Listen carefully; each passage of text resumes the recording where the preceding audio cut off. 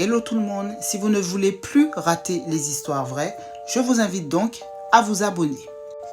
Je m'appelle Yvan, j'ai 62 ans et je vais vous raconter mon histoire. J'ai rencontré ma femme Marie il y a 40 ans. Ensemble, nous avons eu 4 magnifiques enfants. 3 ans après notre rencontre, nous nous sommes mariés.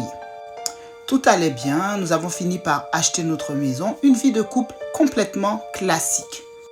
Je travaillais dans une grande boîte d'informatique et environ 10 ans après ma rencontre avec ma femme Marie, je rencontre une femme à mon travail.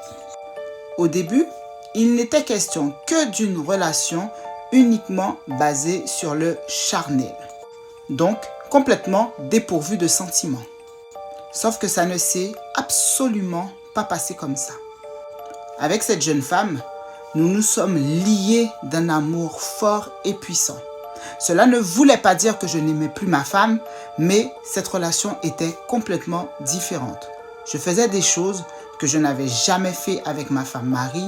Je me sentais libre, je me sentais revivre, je me sentais rajeunir. Et les années sont passées et ma relation extra-conjugale a fini par donner naissance à un petit garçon.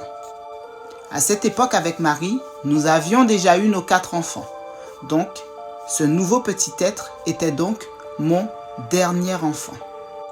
Ma maîtresse ne m'a jamais menacé de dévoiler quoi que ce soit à ma femme.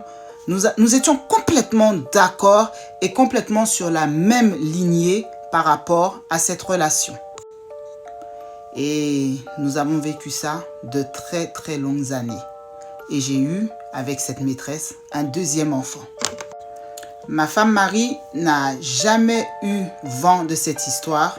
Ma maîtresse ne s'est jamais impliquée dans ma relation de couple avec ma femme.